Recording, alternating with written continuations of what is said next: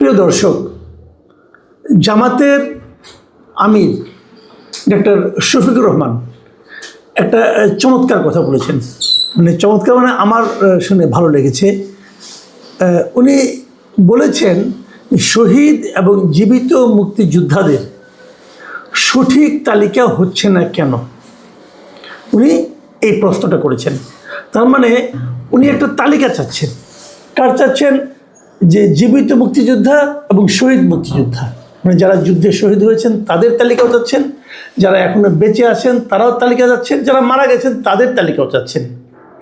সবার একটা তালিকা, কিন্তু তার সঙ্গে একটা শব্দ আছে, সেটা হলো সঠিক। একটা সঠিক তালিকা যাচ্ছেন।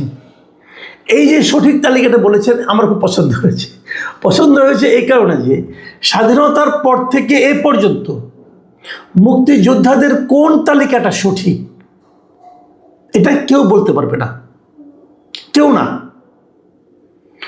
সমস্ত তালিকার মধ্যেই ঝামেলা আছে। তালিকাটা যিনি করেছেন ঝামেলাটা তিনি পাকিয়েছেন।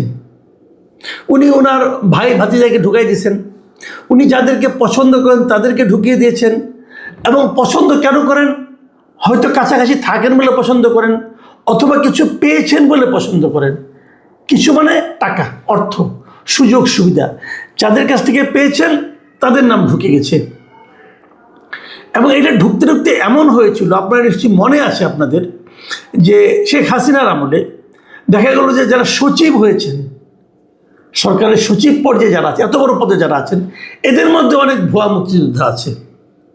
এমনকি ওই সময়ে মুক্তিযোদ্ধা মন্ত্রণালয়ের যিনি সচিব ছিলেন তিনি তার বাবাকে মুক্তিযোদ্ধা দেখিয়েছেন, বাবাকে নিয়মিত ভাতা দিতেন, এবং ওনার বাবার নামে একটা স্কুলও বোধহয় হয়েছিল এলাকায়। পরে জানা গেল যে তার বাবা মুক্তিযোদ্ধা তো না, তার বাবা রাজাকার ছিল। এমন ঘটনাও ঘটেছে। দায়িত্বটা যার কাছে ছিল তিনি গোলমালটা করেছেন। আবার এরপর যখন মুক্তিযোদ্ধাদের ভাতা দেওয়া শুরু হলো তখন তো এই ঝামেলা আরও বেড়ে গেল। তারপর যখন মুক্তিযোদ্ধাদের কোটা দেওয়া শুরু হলো তখন তো ভয়ঙ্কর অবস্থা ধারণ করলো। এবং যখন সেই কোটা তার সন্তানের কাছে যেয়ে পৌঁছলো, নাতিদের কাছে যেয়ে পৌঁছলো, মুক্তিযোদ্ধা যে দাদা মুক্তিযোদ্ধা ছিল, অতএব চাকরিতে তার বিশেষ সুযোগ সুবিধা থাকবে, যখন এরকম হওয়া শুরু করলো, পুরস্কার যখন বংশানুক্রমিকভাবে শুরু হলো, তখন বিপরীতে দেশে আন্দোলন হওয়া শুরু করলো। এবং সেই আন্দোলনের তাপেই কিন্তু সরকারের পতন ঘটল। পেছনে কি আছে? মূল সমস্যাটা হলো তালিকা নিয়ে। এই তালিকাটার কথা আমাদের শফিকুর রহমান সাহেব বলেছেন। এখন অনেকে তো বলবেন যে শফিকুর রহমান সাহেব কেন তালিকার কথা বলেন? ওনার দল তো মুক্তিযুদ্ধের বিরোধী ছিল। ভাই, ওনার দল মুক্তিযুদ্ধের বিরোধী ছিল, আমার কোনো আপত্তি নেই, আমি মানতেও রাজি আছি। জামাত মুক্তিযুদ্ধের বিরোধিতা করেছে, কোনো সন্দেহ নাই। ওনারা এটা স্বীকার করেন না, ওনারা এই জন্য ক্ষমা চান না। আমি মনে করি এটাও ওনারা অন্যায় করেন। ওনাদের বলা উচিত যে যারা করেছে কাজটা আমরা তো করি নাই, আমাদের আগের জেনারেশন করেছে, যারা নাকি আমাদের দলের মূল হর্তাকর্তা ছিল, তারা কাজটা ভুল করেছে, তাদের হয়ে জনগণের কাছে আমি ক্ষমা চাই। এতে আপনার মান সম্মান যাবে না, বাট আপনার ইজ্জত বাড়বে। আপনার দাদা ভুল করতে পারে না, আমার দাদা ভুল করতে পারে না, আমার বাবাও ভুল করতে পারে, আমিও ভুল করতে পারি। আমি যদি কোনো ভুল করি, যে সেই ভুলটা আমি না মানি, না বুঝি, এর জন্য যদি আমার সন্তান আমার জন্য ক্ষমা চায় যে আমার বাবার ভুলটার জন্য আমি ক্ষমা প্রার্থী, এতে কি আমার সন্তানের কোনো ক্ষতি হবে? সে তো যা ছিল তাই থাকবে। বরঞ্চ আমি যাদের ক্ষতি করেছি, আমার জন্য যারা ক্ষতিগ্রস্ত হয়েছে, তাদের যারা বংশধর, তারা এক ধরনের স্বস্তি পাবে, শান্তি পাবে। সমস্যা কোথায়? স্বীকার করে নেন না। যাই হোক, আমি ওই প্রসঙ্গে যাচ্ছি না। এটা ওনাদের জেদ, এই জেদ ওনাদের আত্মঘাতী জেদ আমি বলবো। যতদিন ওনারা এই জেদ দেখাবেন ততদিন ওনারা ক্ষতিগ্রস্ত হবেন। এটা বললে ওনাদের কোনো ক্ষতি হবে না, লাভ হওয়া ছাড়া। যাই হোক, এটা ওনারা করবেন না। কিন্তু যে কথাটা উনি বলেছেন, উনি কী বলেছেন আমি আপনাদেরকে একটু পড়ে শোনাই। আজকে বলেছেন, উনি বলেছেন মুক্তিযোদ্ধাদের যেটা তালিকা আছে, সঠিক হোক বেঠিক হোক, কিছুটা আছে। শহীদ মুক্তিযোদ্ধাদের কোনো তালিকা নাই। 656 জন নাকি ভাতা পায় আমি শুনেছি। এবং তিনি এটাও বলেছেন যে আমরা বলছি এত লক্ষ, তাইলে এত লক্ষটা রেকর্ড হচ্ছে না কেন? এটা তো সরকারের দায়িত্ব। এতগুলো সরকার এলো গেল, সবাই দাবি করেন যে আমরা মুক্তিযুদ্ধের স্টেক হোল্ডার। এই গুরুত্বপূর্ণ কাজটা করছেন না কেন? এটা করেন, ইতিহাসটা উঠে আসুক, ওই ফ্যামিলিগুলো গ্লোরিফাই হোক, শহীদের আত্মা শান্তি পাক। যে ওনার আরও অনেক কথা আছে, আমি এইটুকু বললাম। এখন আমার কথা হলো, দেখেন তালিকাটা খুব সহজ হতো, কিন্তু কেন হচ্ছে না সেটা আমি আপনাদেরকে এখনই বলছি। তালিকার ঝামেলাটা কোথায় হয় সেটা আপনাদেরকে একটু আমি শেয়ার করতে চাই।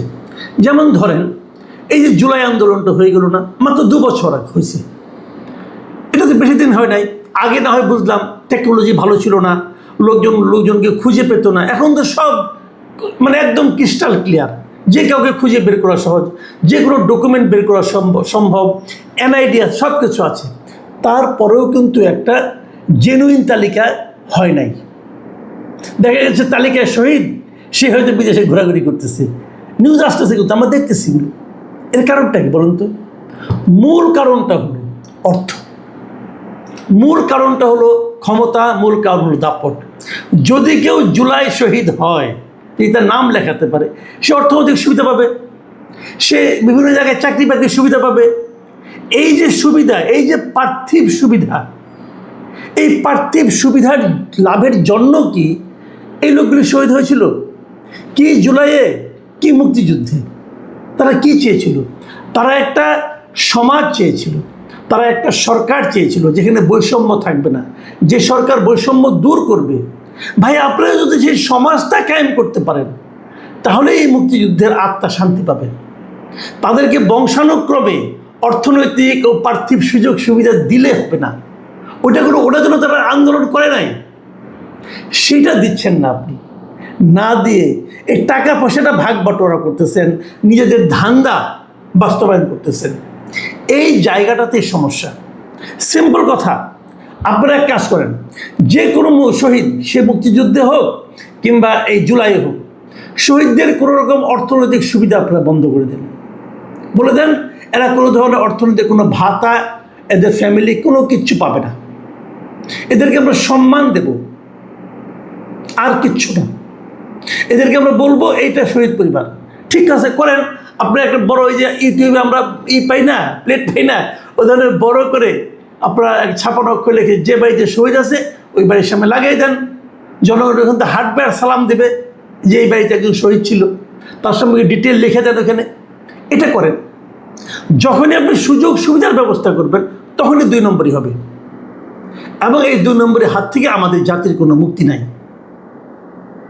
দেখুন, আমাদের এখানে একবার হাসিনা সরকারের আমলে একটা রাজাকারের তালিকা হচ্ছিল, কিন্তু এই তালিকা 2 দিন পরে উইথড্র করতে হয়েছে।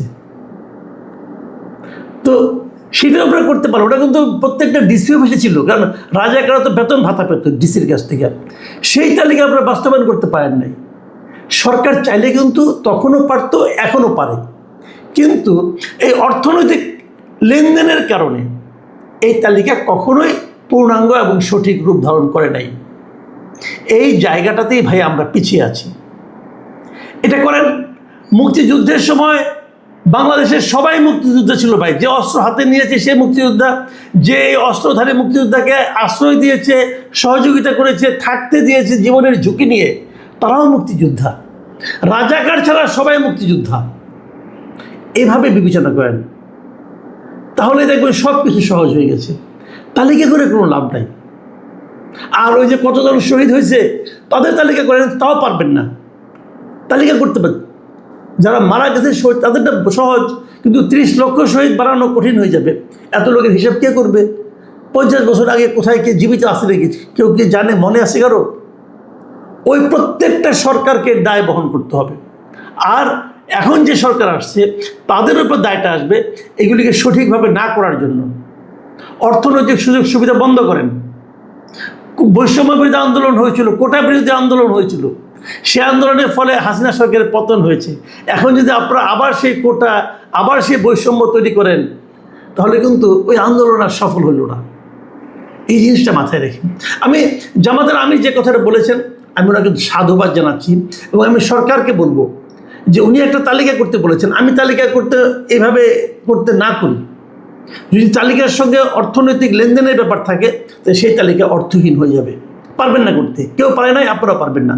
আপনারা আপনার দলের লোককে ঢুকাবেন, আওয়ামী লীগের লোকগুলিকে বের করে দেবেন, লাভ নাই।